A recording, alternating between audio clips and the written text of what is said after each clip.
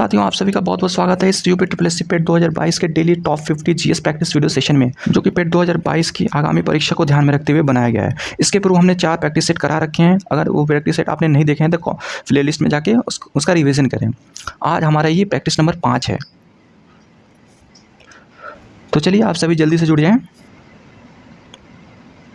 और सभी क्वेश्चन के आंसर आपको मेरे आंसर बताने से पहले कमेंट सेक्शन में टाइप कर देना है। जैसा कि पहला क्वेश्चन का आंसर अगर ए है तो आपको टाइप करना है 1A। तो चलिए बिना टाइम वेस्ट करते हुए वीडियो शुरू करते हैं। आज का पहला क्वेश्चन है क्वेश्चन नंबर 1। सिकंदर के आक्रमण के समय मगध साम्राज्य का शासक कौन था? जब भारत पे सिकंदर ने आक्रमण किया था उस टाइम मगध का राजा कौन हुआ करता था? ये आपका क्वेश्चन नंबर 1 है। चलिए कॉमेंट सेक्शन में अपना आंसर जल्दी से जल्दी टाइप करें। चलिए फिर इसका आंसर मैं बताता हूँ। इसका आंसर हो जाएगा ऑप्शन नंबर बी। जिस टाइम सिकंदर ने मगध पे आक्रमण किया था, एक्चुअली आक्रमण मगध पे नहीं भारत पे किया था, उस टाइम पंजाब में पोरस नाम का एक शासक रहता था, उससे लड़ाई हुई थी ब्यास नदी के किनारे। तो ये पूछ रहा है उस टाइम पीरियड पे जो मगध था, मगध जो बिहार जिसकी राजधानी हुआ करती थी पाटलिपुत्र, तो मगध का साम्राज्य के शासक कौन थे? तो ये घनानंद, जो कि नंदवंश का अंतिम शासक था। घनानंद को किसने हराया था? चंद्रगुप्त मौर्य ने। चंद्रगुप्त मौर्य ने घनानंद को हराकर नंदवंश की जगह पे मौर्य वंश की स्थापना की थी। चंद्रगुप्त मौर्य के गुरु का नाम क्या था, या फिर इनके महामंत्री कौन थे? चाणक्य। चाणक्य चंद्रगुप्त मौर्य के मंत्री थे। इनका दूसरा नाम है कौटिल्य या फिर विष्णुगुप्त। इनको विष्णुगुप्त भी बोला जाता है, प्लस कौटिल्य। इन्होंने अर्थशास्त्र की रचना की थी। ओके, तो इतने सारे क्वेश्चन इस प्रश्न में बन रहे हैं, इस सारे क्वेश्चन आपको ध्यान में रखना है। चलिए नेक्स्ट क्वेश्चन पे चलते हैं। क्वेश्चन नंबर 2 है, किस अभिलेख में सर्वप्रथम सती प्रथा होने का उल्लेख मिलता है? बहुत ही इंपॉर्टेंट क्वेश्चन है ये। आपको बताना है किस अभिलेख में। अभिलेख एक्चुअली होता क्या था? ये इंस्क्रिप्शन, इसकी इंग्लिश में बोलते हैं इंस्क्रिप्शन। पहले के ज़माने में क्या होता था, जिस टाइम पे कागज़ का खोज नहीं हुआ था, उस टाइम पे लोग, जितने राजा महाराजा थे, उस अपनी जितनी भी महत्वपूर्ण बातें थी वो शिला, जो पत्थर होता था, पत्थर पे लिख दिया करते थे, ताकि ज़्यादा टाइम तक ये स्टोर हो सके और इनके फ्यूचर आने वाले वंश भी इन चीज़ों को जान सके। तो जैसे कि आपको पता हो, अशोक ने 13 शिलालेख खुदवाया था। तो इसमें से पूछ क्या रहा है, सर्वप्रथम सती प्रथा होने का उल्लेख किस अभिलेख से प्राप्त होता है? तो इसका करेक्ट आंसर आप कमेंट सेक्शन में आई होप दे दिए होंगे। इसका करेक्ट आंसर हो जाएगा ऑप्शन नंबर डी, एरण अभिलेख। इसका करेक्ट आंसर हो जाएगा दूसरे नंबर का correct answer option number D. चलिए नेक्स्ट क्वेश्चन पे चलते हैं। क्वेश्चन नंबर 3 है, पांड्य राजवंश की राजधानी कहाँ थी? आपको बताना है। जो पांड्य वंश, साउथ इंडिया में कुछ राजवंश हुए थे काफ़ी फेमस, जैसे पांड्य, चोल, चेरी, पल्लव इत्यादि। इनमें से पूछ रहा है ये पांड्य वंश थे, पांड्य राजवंश, इन्होंने अपनी राजधानी किसको बनाई थी? तो जो पांड्य वंश थे, देखिए जैसे मैप अगर नीचे का पोर्शन साउथ इंडिया का बनाया जाए तो ऐसे था। तो पांड्य वंश यहाँ पे, जो ये तमिलनाडु का एरिया था, यहाँ पे निवास करते थे।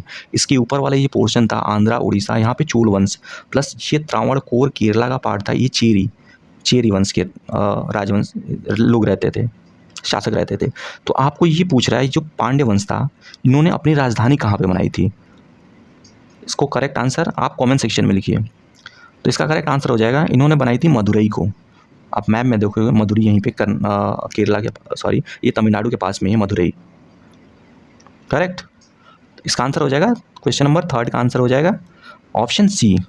ओके, चलिए नेक्स्ट क्वेश्चन पे चलते हैं। क्वेश्चन नंबर 4 है, चीनी लेखक फायान एक चीनी यात्री था, चीनी लेखक था, जो भारत आया था। ये किसके शासनकाल में भारत की यात्रा की थी, ये आपको बताना है। तो चलिए फटाफट क्वेश्चन नंबर 4 का आंसर कमेंट सेक्शन में आप लिख दीजिए।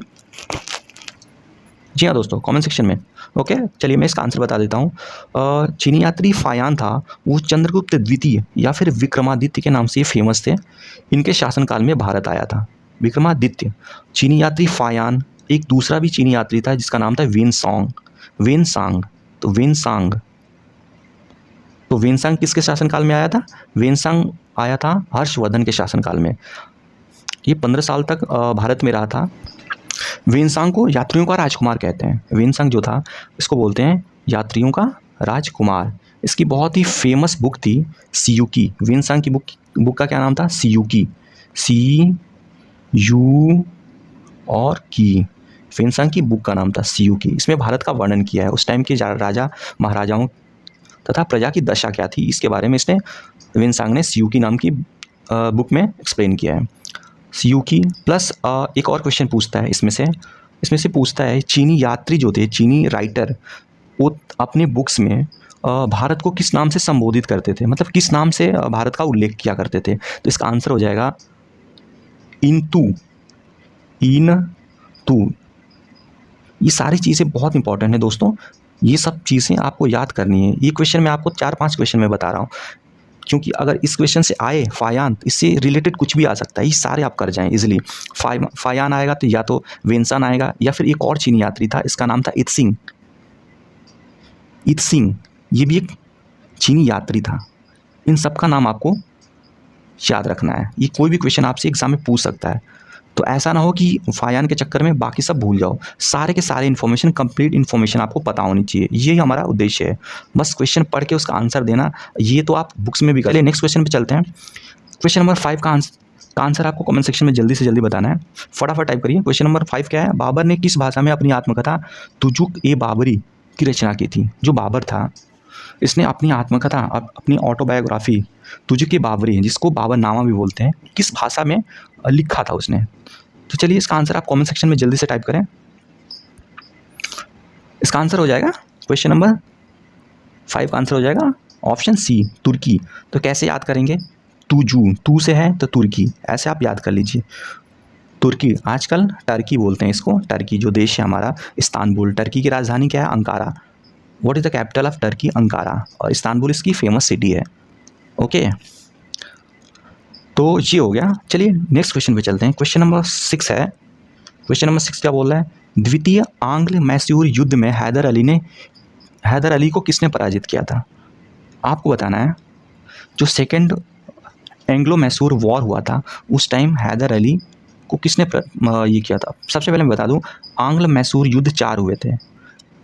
इसका मतलब क्या है? जो कर्नाटका के विजयनगर एम्पायर के हैदर अली प्लस टीपू सुल्तान, ये लोग थे, इनसे प्लस अंग्रेजों से 4 युद्ध हुए थे। इसको बोलते हैं आंग्ल मैसूर युद्ध, प्रथम, सेकेंड, थर्ड और फोर्थ। इसमें से चारों इंपॉर्टेंट है, कोई भी पूछ सकता है। इसमें पूछ रहा है द्वितीय, तो पहले याद कीजिए, जो पहला युद्ध हुआ था, अंग्रेज तो एक साइड थे ही, प्लस दूसरे साइड पहले युद्ध में हैदर अली ने पार्टिसिपेट किया था। सेकेंड युद्ध में भी, पहले में तो हैदर अली हो गया, सेकेंड युद्ध में भी हैदर अली ने पार्टिसिपेट किया था, लेकिन एंड में इसकी डेथ हो गई थी इस वॉर में। तो इसकी कमान इसके पुत्र टीपू सुल्तान ने संभाल ली थी। तो हैदर अली किस में था? फर्स्ट और सेकंड में था। और टीपू सुल्तान किस में था? सेकंड में भी आ गया था एंड में, सेकंड, थर्ड और फोर्थ में। तो अगर आप जितने भी इसके जो अंग्रेज़ों के जनरल गवर्नर हुआ करते थे, वह इनके हेड हुआ करते थे, इसलिए इसका आंसर हो जाएगा, जब आंग्ल द्वितीय युद्ध हुआ था, अगर आपको ईयर इसका पता है, ये हुआ था 1780 से 1784 के बीच। तो अगर टाइम पीरियड आपको पता है, ये टाइम पीरियड है वॉरेन हेस्टिंग का। ये 1772 से 1785 के बीच में इंडिया ही बोलेंगे ना, ईस्ट इंडिया कंपनी का जनरल गवर्नर था। तो इसका आंसर हो जाएगा ऑप्शन नंबर सी, करेक्ट। चलिए नेक्स्ट क्वेश्चन पे चलते हैं। क्वेश्चन नंबर 7, इसको मैच कराना है आपको। कमेंट सेक्शन में इसका आंसर तुरंत लिखिए। ये सूरत की संधि, ये किससे संबंधित, ये कब हुआ था? ये कब हुई थी? 1775, ये सही है। पुरंदर की संधि 1776, वडगांव की संधि, ये भी सही है। इसके चारों ऑप्शन मैच कर रहे हैं। तो इसका ऑप्शन कौन सा करेक्ट हो जाएगा? ऑप्शन ए हो जाएगा इसका करेक्ट। ABCD, ये लाइन से सारे सही हैं। ये जितनी भी संधियाँ हुई थी सब अंग्रेजों तथा मराठाओं के बीच में हुई थी। ओके, चलो नेक्स्ट क्वेश्चन पे चलते हैं। क्वेश्चन नंबर 8 है, first war of independence, Indian independence नामक बुक की रचना किसने की थी? बहुत ही अच्छा क्वेश्चन है, एग्जाम में बिल्कुल ही आएगा ये, इस टाइप के ही क्वेश्चन आएंगे। बुक से भी क्वेश्चन बहुत सारे आते हैं। तो आपको बताना है first war of Indian independence book किसने लिखा था? जल्दी से आप कॉमेंट सेक्शन में इसका आंसर बता दीजिए। चलिए मैं इसका आंसर बता दूँ। इसका आंसर हो जाएगा वीर सावरकर ने इसकी रचना की थी। अच्छा, एक क्वेश्चन और, ये बुक है, बुक का नाम है 1857, बस इतना ही है इस बुक का नाम। 1857, ये किसने लिखा था? ये आपको कमेंट सेक्शन में बताना है। ओके, चल next question. Question number 9, Delhi में 1857 ईस्वी के विद्रोह का नेतृत्व किसने किया था? आपको बताना है, जो दिल्ली में सन 1857 का प्रथम स्वतंत्रता संग्राम हुआ था, उस विद्रोह की कमान किसने संभाली थी? कौन उसका नेता था? ये आपको कमेंट सेक्शन में टाइप करना है।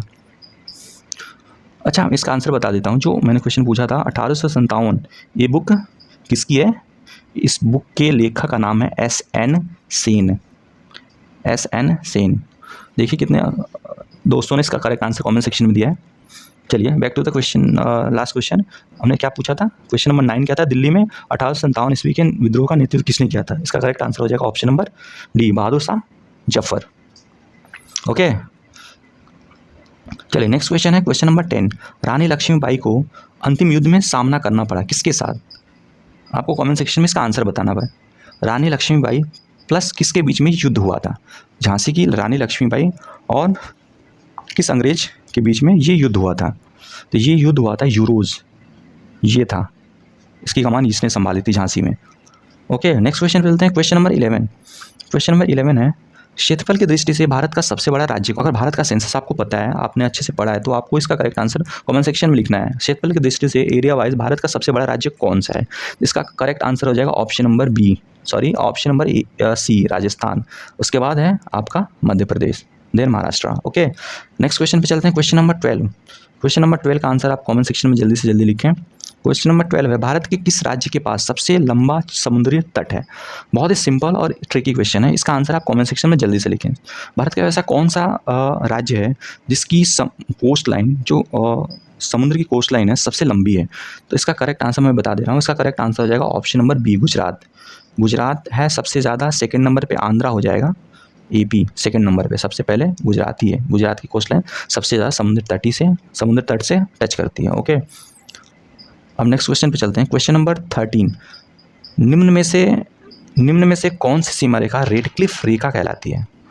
आपके ऑप्शन सामने हैं, आपको करेक्ट आंसर कमेंट सेक्शन में टाइप करना है। क्वेश्चन नंबर 13 का आंसर क्या हो जाएगा? कमेंट कीजिए जल्दी। तो इसका आंसर हो जाएगा ऑप्शन नंबर सी, भारत और पाकिस्तान, इन दोनों की जो बाउंड्री लाइन है उसको रेडक्लिफ लाइन भी बोलते हैं। चलिए, भारत और चाइना के बीच की जो रेखा है इसको क्या बोलते हैं? इसको बोलते हैं मैकमोहन रेखा। मैकमोहन। ओके, और चलिए नेक्स्ट क्या है? ये भारत और अफगानिस्तान का आपको बताना है। भारत और अफगानिस्तान का क्या है? दूरंद लाइन, इसको बोलते हैं दूरंद लाइन। तो इतने सारे क्वेश्चन आप एक क्वेश्चन में बन रहे हैं, इस सारों सबको आपको ध्यान में रखना है। चलिए नेक्स्ट क्वेश्चन चलते हैं। क्वेश्चन नंबर 14 है। क्वेश्चन नंबर 14, बलुआ पत्थर किस प्रकार का चट्टान है? ये सारे ऑप्शन है, इसमें से करेक्ट आंसर आपको कमेंट सेक्शन में जल्दी टाइप करना है, जल्दी, फास्ट। बलुआ पत्थर, सैंडस्टोन बोलते हैं इसको, सैंडस्टोन। ये क्या है, किस टाइप का रॉक है? सैंडस्टोन। तो ये है ऑप्शन नंबर सी, कायांतरित, सॉरी ऑप्शन नंबर सी नहीं, इसका ऑप्शन नंबर डी हो जाएगा, अवसादी चट्टान। अवसादी चट्टान है ये, इसको परतदार चट्टान भी बोलते हैं, परतदार। इसकी सबसे बड़ी विशेषता होती है, इसमें जो हैं फॉसिल्स, जीवाश्म पाए जाते हैं। अवसादी चट्टानों में जीवाश्म पाए जाते हैं, ये चीज़ आपको ध्यान में रखनी है। ये ज्योग्राफी का क्वेश्चन था वैसे। चलिए नेक्स्ट क्वेश्चन पे चलते हैं। अच्छा, क्वेश्चन नंबर 15 है, गत शताब्दी में पृथ्वी के तापमान में कितनी वृद्धि हुई है? आपको कमेंट सेक्शन में इसका आंसर लिखना है। तो इसका आंसर हो जाएगा option A, 0.6 degree centigrade. Okay, चलिए नेक्स्ट क्वेश्चन पे चलते हैं। क्वेश्चन नंबर 16, भारतीय अर्थव्यवस्था में किस क्षेत्र का योगदान सर्वाधिक है? आपको बताना है भारत की इकॉनमी है, उसमें किस क्षेत्र का योगदान सबसे ज़्यादा है? आपके ऑप्शंस हैं, आपके ऑप्शन सामने हैं, आपको करेक्ट आंसर कमेंट सेक्शन में टाइप करना है। ऑप्शन 16 का आंसर क्या हो जाएगा? इसका आंसर हो जाएगा ऑप्शन नंबर सी, तृतीयक क्षेत्र, जो टर्शियरी फील्ड है। टर्शियरी इसमें क्या आता है? सर्विस सेक्टर, पूरा सर्विस रिलेटेड जितनी भी चीज़ें होती हैं वो सब टर्शियरी में आते हैं। प्राइमरी में क्या आता है? प्राइमरी में जैसे खेती से रिलेटेड, खेती, खान, माइनिंग, ये सब चीज़ें। सेकेंडरी जो चीज़ें प्राइमरी पे डिपेंड होती हैं, जैसे सपोज एक किसान है, वो गेहूं का उत्पादन करता है, तो गेहूं किस में आ जाएगा? खेती। जो फार्मिंग है वो किस में आ जाएगा? प्राइमरी क्षेत्र। अब दूसरी एक कोई छोटी सी कंपनी है जो ब्रेड बनाती है, तो इससे ब्रेड के लिए सामग्री लेगी, तो ये किस पे डिपेंड है? प्राथमिक पे। और जो ब्रेड की कंपनी होगी वो क्या हो जाएगी? द्वितीयक क्षेत्र, द्वितीयक फील्ड में। ओके, और तृतीयक में क्या आता है? जैसे बैंकिंग, बीमा, ये सारी चीज़ें तृतीयक में आती हैं। ओके, नेक्स्ट क्वेश्चन पे चलते हैं। क्वेश्चन नंबर 17, किसी वस्तु की कीमत में वृद्धि मांग पर क्या प्रभाव डालता है? मतलब ये डिमांड और सप्लाई का क्वेश्चन है। जब किसी भी चीज़ की कीमत बढ़ती है तो अल्टीमेटली उसकी मांग कम हो जाती है। इसके वाइस वर्सा क्या होगा, अगर किसी भी चीज़ की मांग बढ़ेगी तो उसकी कीमत भी बढ़ जाएगी। ये चीज़ें हैं। तो क्या बोल रहा है इसमें, वृद्धि, कीमत में वृद्धि कब होगी, जब कीमत में वृद्धि होगी तो क्या प्रभाव पड़ेगा, उसकी मांग घट जाएगी, मांग में कमी। इसका आंसर हो जाएगा option number B. Okay, next question है क्वेश्चन नंबर 18। नीति आयोग से तात्पर्य है, ये डायरेक्टली पूछ रहा है नीति आयोग का फुल फॉर्म क्या है। तो नीति आयोग का फुल फॉर्म होता है national institution for transforming India. इसको हिंदी में क्या बोलते हैं, ऑप्शन नंबर सी, राष्ट्रीय भारत परिवर्तन संस्थान। अगर आपको फुल फॉर्म पता है तो आप इजीली इसको कर सकते हो। चलिए नेक्स्ट क्वेश्चन पे चलते हैं, क्वेश्चन नंबर 19। बहुत ही अच्छा क्वेश्चन है। क्वेश्चन नंबर 19 क्या पूछ रहा है, भारत में गरीबी को किस आधार पर परिभाषित किया गया है। ये इकोनॉमी का क्वेश्चन है। भारत में गरीबी किस प्रकार से परिभाषित किया जाता है। इसका आंसर हो जाएगा ऑप्शन नंबर सी, कैलोरी के आधार। नेक्स्ट क्वेश्चन चलते हैं, क्वेश्चन नंबर 20। निम्न में से कौन सा कथन शेयर बाजार से के संदर्भ में असत्य है। पूछ रहा है इसमें से शेयर बाजार से संबंधित क्या चीज़ें, कौन सा सही है कौन सा गलत। इसमें से गलत वाला पूछ रहा है। तो पहला क्या है, बॉम्बे स्टॉक एक्सचेंज भारत का पहला शेयर बाजार, ये सही बात है। जो बॉम्बे स्टॉक एक्सचेंज था इसको 1875 में स्थापित किया गया था। ये एक्चुअली एशिया का पहला शेयर मार्केट है। तो ये वाला तो क्वेश्चन सही है, मतलब ऑप्शन सही है। नेक्स्ट क्या है, नेशनल स्टॉक एक्सचेंज की स्थापना फीरवानी समिति की सिफारिश पे हुई थी, ये भी सही है। तीसरा क्या है, भारत में मान्यता प्राप्त शेयर बाजार मात्र 2 हैं, 2 नहीं है एक्चुअली 8 से ज़्यादा हैं, 8 के आसपास है इस टाइम। तो ये वाला गलत हो जाएगा। इट मीन्स यही इसका करेक्ट ऑप्शन हो जाएगा। ओके, नेक्स्ट क्वेश्चन पे चलते हैं, क्वेश्चन नंबर 21। भारतीयों को बजट पर बहस करने का अधिकार किस अधिनियम द्वारा प्रदान किया गया था। ये मॉडर्न हिस्ट्री का क्वेश्चन है, काफ़ी इंपॉर्टेंट है। तो इसका करेक्ट ऑप्शन हो जाएगा ऑप्शन नंबर ये, 1872 में भारतीयों को जो बजट होता है, जो संसद में बजट होता है, उस पर डिस्कशन करने का राइट्स मिला था। Okay, next question, question number 22। Bharat की संविधान सभा का गठन किस मिशन के प्रस्तावों के आधार पर किया गया था। आपको करेक्ट आंसर आपको कमेंट सेक्शन में जल्दी से जल्दी टाइप करना है, फटाफट टाइप कीजिए। ओके, चलिए करेक्ट आंसर क्या हो जाएगा,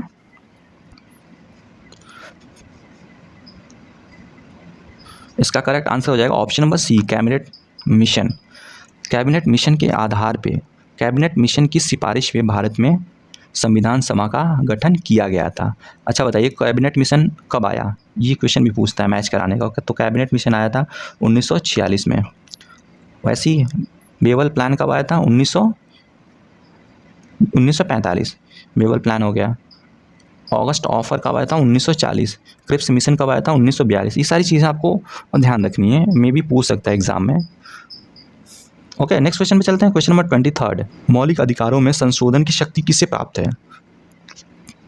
जो फंडामेंटल राइट्स होते हैं उनको अमेंड करने की शक्ति, पावर किसके पास है। तो सिंपल सी बात है, कोई भी संविधान में अगर चेंजेस करना हो तो संसद ही कर सकती है, एकमात्र संसद ही कर सकती है, बाकी कोई नहीं कर सकता।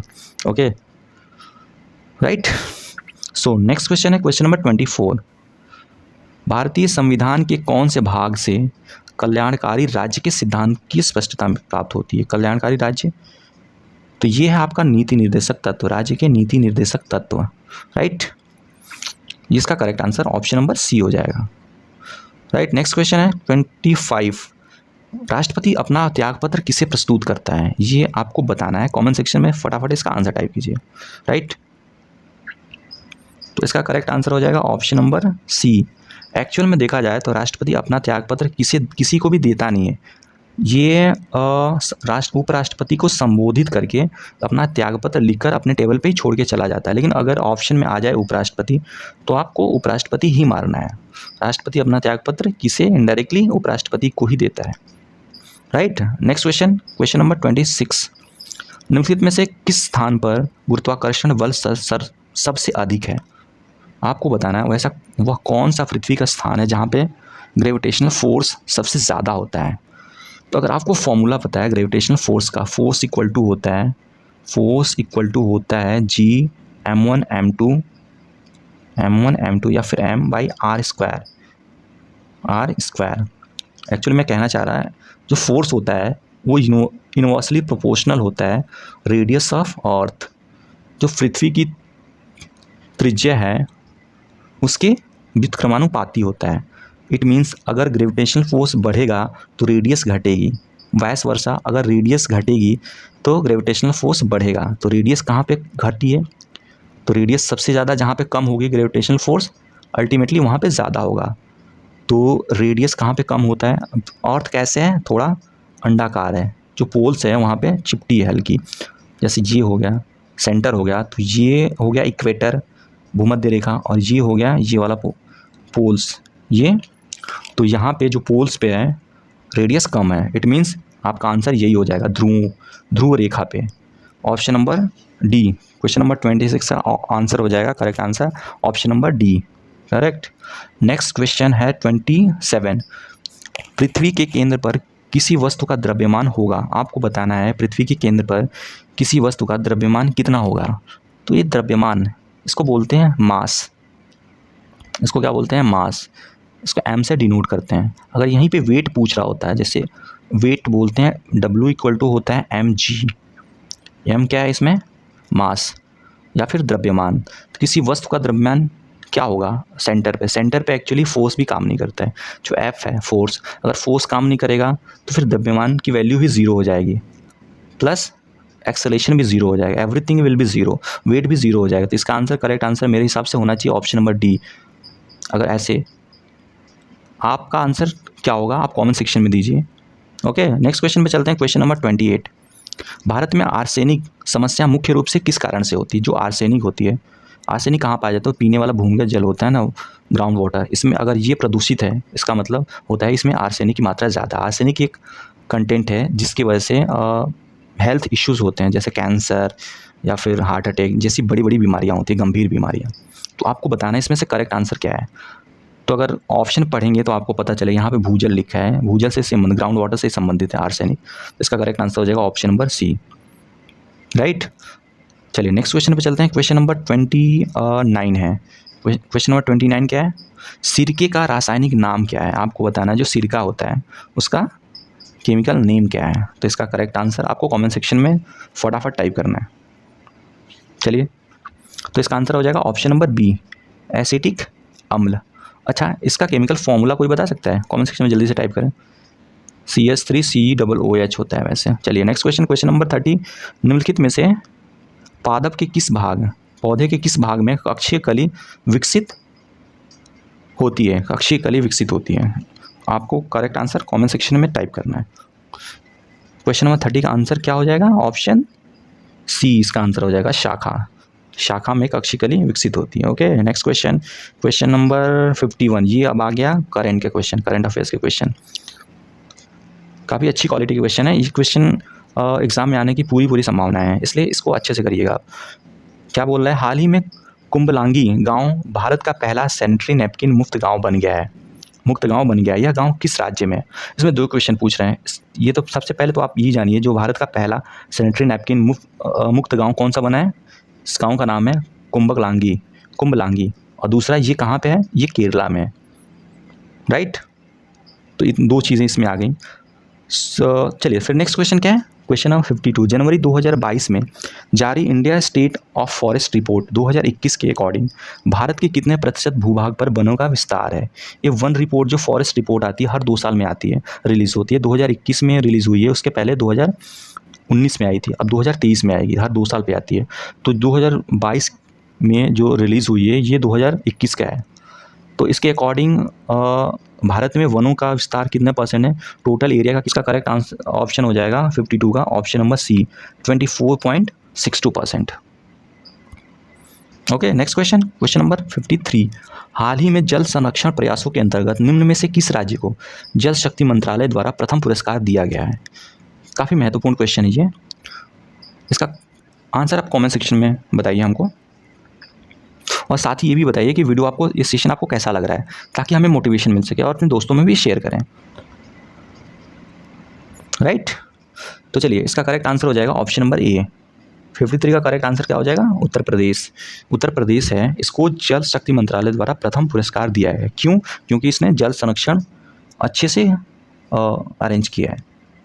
चलिए नेक्स्ट क्वेश्चन, क्वेश्चन नंबर 54। जनवरी 2022 में निम्न में से किस राज्य में नींबू की फसल को बढ़ावा देने के लिए नींबू किसानों को प्रोत्साहित करने हेतु 18वां कचाई लेमन फेस्टिवल आयोजित किया गया था? ये इंपॉर्टेंट क्वेश्चन है। कचाई लेमन फेस्टिवल आपको डायरेक्टली पूछ सकता है 2022 का, तो ये हुआ था मणिपुर में। इसका करेक्ट आंसर हो जाएगा option number B. Okay guys, next question number 55। हाल ही में जारी हेनले पासपोर्ट इंडेक्स 2022 में भारत को कौन सा स्थान प्राप्त हुआ? ये इसका आंसर आपको कमेंट सेक्शन में बताना है। क्वेश्चन नंबर 55 का करेक्ट आंसर आपको कमेंट में फटाफट टाइप करिए। तो इसका करेक्ट आंसर हो जाएगा ऑप्शन नंबर बी। एक्चुअली ये जो हेनले पासपोर्ट इंडेक्स है साल में 2 बार रिलीज़ होता है, तो ये वाला आया था जनवरी के आसपास 83 वाला। तो इसमें बताया गया था कि भारत की रैंकिंग 83 है, लेकिन अभी रिसेंटली 2022 के ही जुलाई में अभी जिस्ट आया है उसमें इसकी रैंकिंग बढ़ा दी है, 87 चला गया है इसकी रैंकिंग। इसके पहले 2021 में 85 था। चलिए फ़िलहाल इसका 87 जुलाई में और फरवरी में जो आया था 83 था। इसका वैसे करेक्ट आंसर 83 होगा क्योंकि 87 दिया नहीं इसमें। Okay, next question number 56।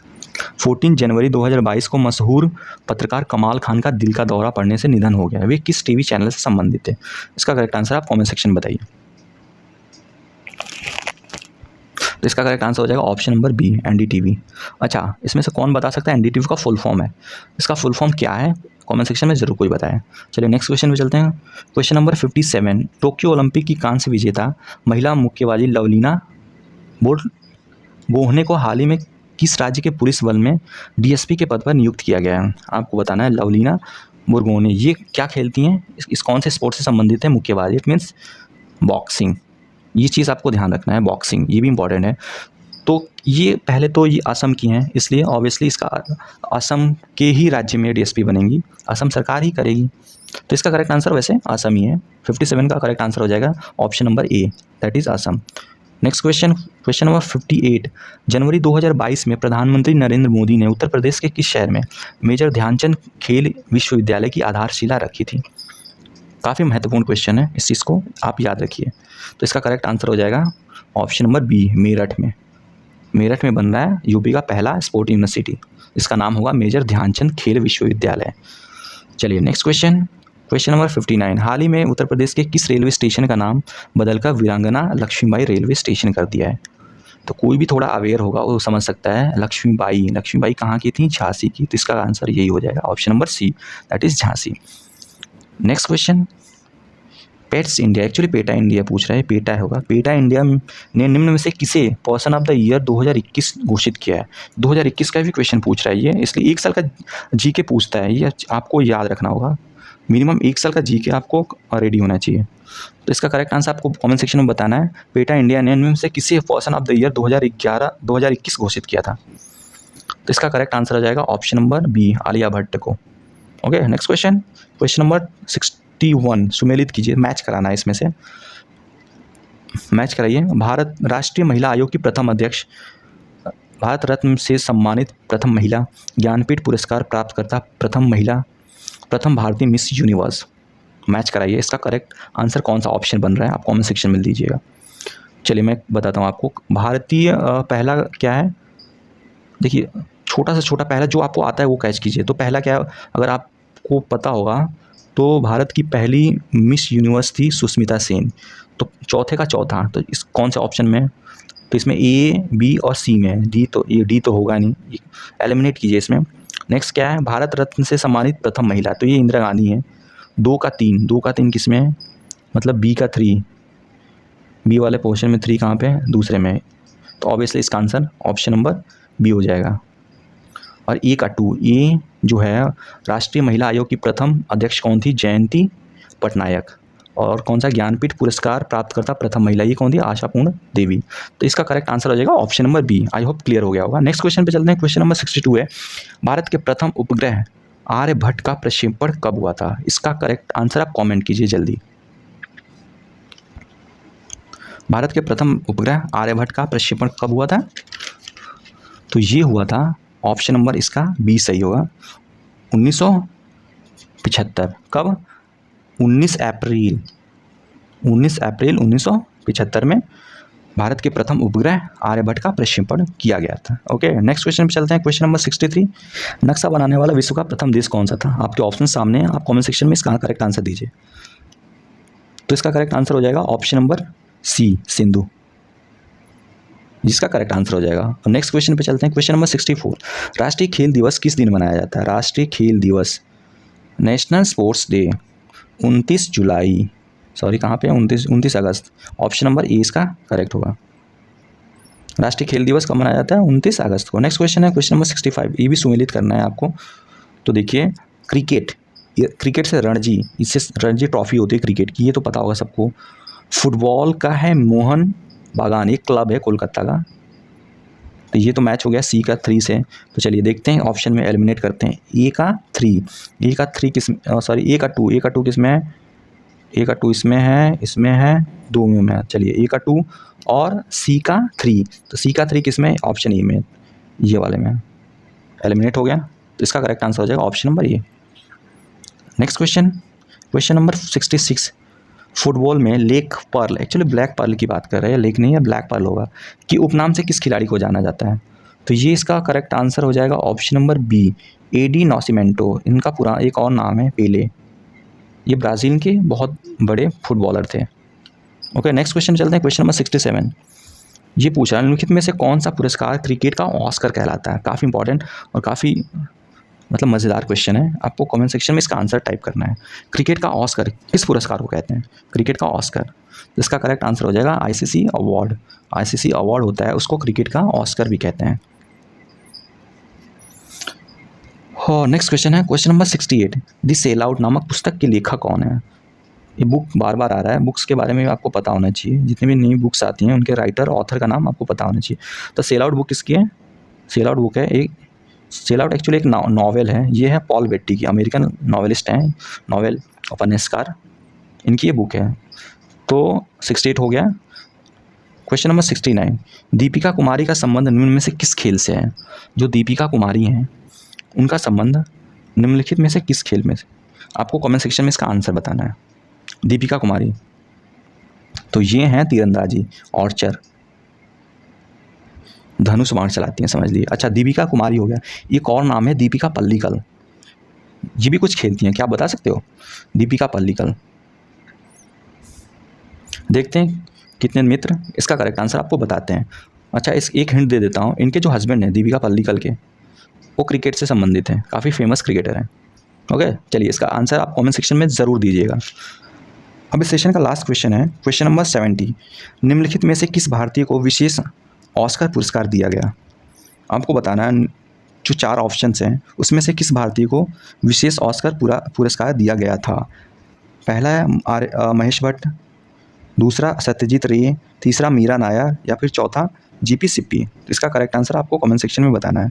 तो इसका आंसर मैं बता देता हूँ, इसका आंसर हो जाएगा ऑप्शन बी, सत्यजीत रे। ओके दोस्तों, आई होप ये सेशन आपको पसंद आया होगा। आप कमेंट सेक्शन में अपना अपना स्कोर टाइप कर दीजिए। आपको बताना है आउट ऑफ 50 आपके कितने क्वेश्चन सही हो रहे हैं, जिससे आप अपने लेवल की समीक्षा खुद कर सकें और अच्छे से मेहनत कर सकें फ्यूचर में। तो चलिए मिलते हैं नेक्स्ट वीडियो में, तब तक के लिए जय हिंद।